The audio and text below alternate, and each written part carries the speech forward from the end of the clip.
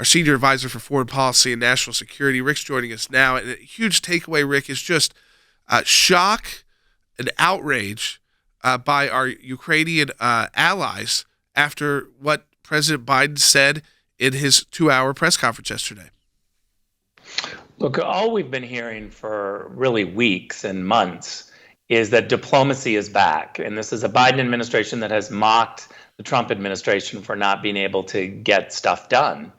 And what we've seen now, this morning, the president of Ukraine had to go out and send a message to the president of the United States that he basically was wrong about his assumptions. Look, this is a real frightening, weak moment for the Biden administration, coming off Afghanistan, coming off a moment where they said 90% of the people will get out, leaving 10% behind. And now Joe Biden's saying that small incursions of rewriting the land boundaries of Europe are going to be okay as long as they're small. That's really what the message was. This is frightening. Rick, I made the statement that, I know a little bit about Ukraine and politics because I handled the first impeachment trial for President Trump. And I said they impeached the president. He was acquitted, of course, but they impeached him over a phone call with President Zelensky. Okay. He's acquitted. Your administration provided more aid to Ukraine than any previous administration, Republican or Democrat. Joe Biden invited the Russians yesterday in to Ukraine, at least to the, I don't know, is that the first 50 miles of the border, the first 250 miles of the border? I don't know.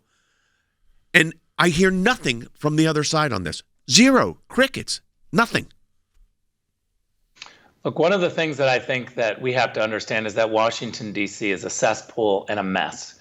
And it's also run by newsrooms. And so newsrooms are meant to protect each other. I mean, look what happened with the Supreme Court and the NPR issue. They can't even issue a correction after 3 Supreme Court judges come out and say that they're wrong. So this is a city, Jay, that really is unto its own. It has their own messaging. They talk to each other. What they don't realize is the rest of America is mocking them. The rest of America is looking at them and saying, are you living in a bubble? And they just continue living in their bubble. Outside of Washington, people see Joe Biden as weak. They see this issue of abandoning 10% of the Americans in Afghanistan as a debacle. And now they're looking at how Joe Biden is messaging weakness on the world stage and really inviting the Russians to go further than just getting their pipeline. And people are unbelievably aghast. And that's why his numbers are so low outside of Washington, D.C. It's also so dangerous what he's doing. I mean, that's what this is such a, when you start telling your allies, well, if you get invaded a little bit, we're going to live with it. And we're not sure what NATO will really do here anyways. And he's broadcasting this out, Colonel Smith. Yeah, Rick, I'm curious as to what you think the ramifications, potential ramifications are, both to our allies and our adversaries when he makes a remark like this.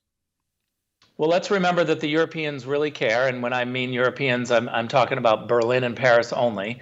They really care about not rewriting the borders of Europe. But it's really important to note that the borders of Europe were rewritten twice. Once when Biden was in charge and Crimea was grabbed, twice recently. That was the first instance. And then the second instance is Brexit. And Brexit happened because of Syria, Libya debacle of weakness coming from the Obama-Biden administration. Biden has been a part of the administration where the borders were rewritten in Europe twice. Now we're looking at a third time. You can't tell the world that a Biden presidency is somehow not inviting weakness. They see it. They see the evidence. And the Europeans, the rest of Europe, outside of Berlin and Paris, are nervous.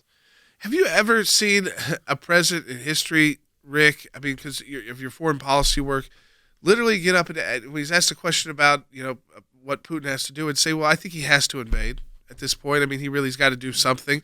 I mean, to say that at a time when you've got all of your team trying to prevent that, at least that's the goal, and that shouldn't be a Republican or Democrat goal. It's just a goal not to have an ally invaded.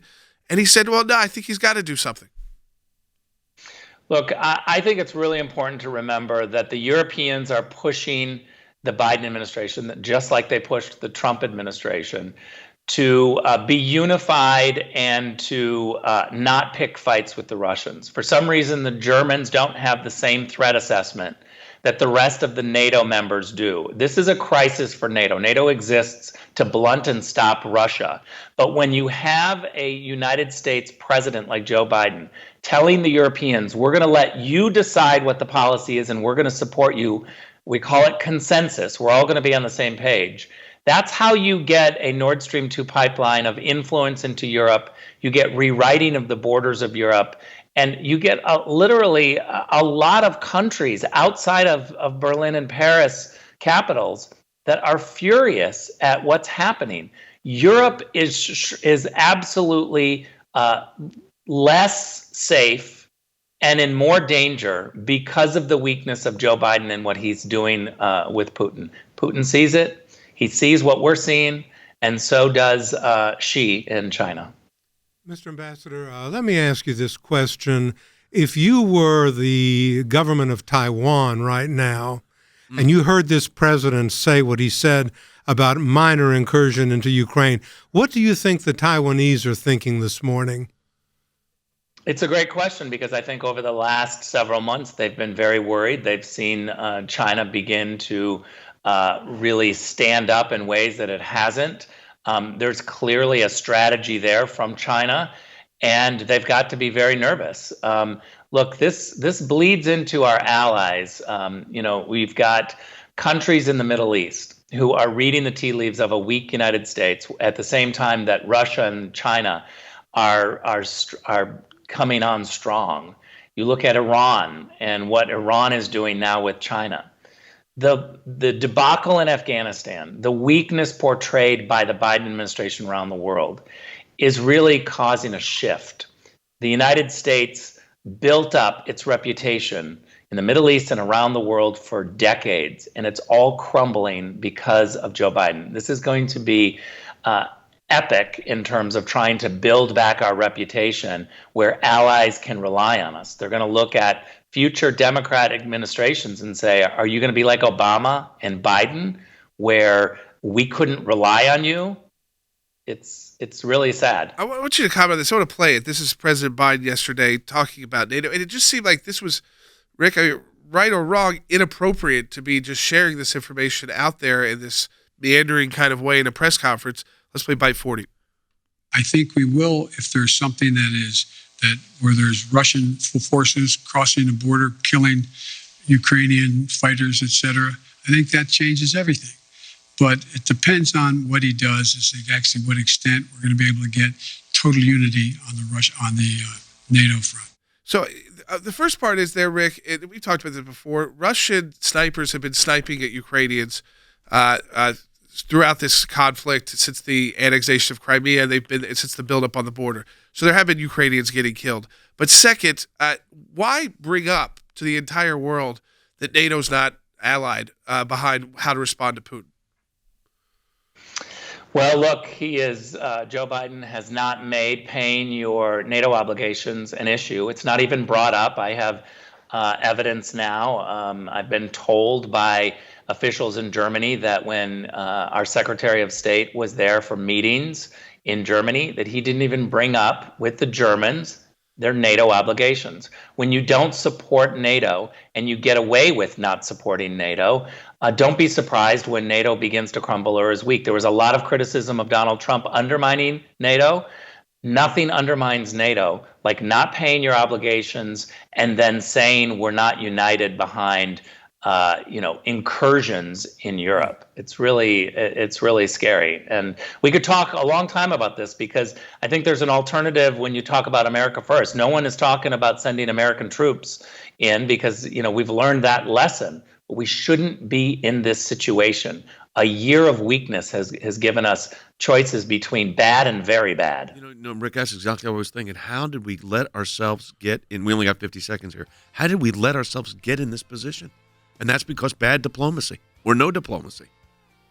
And no force. And electing Joe Biden after we knew exactly who Joe Biden was. He was the guy who really watched Crimea be grabbed and the Syria genocide unfold, and nobody got out of their seat. They had a front row seat and nobody got up. Elections have consequences. Thank you, Rick.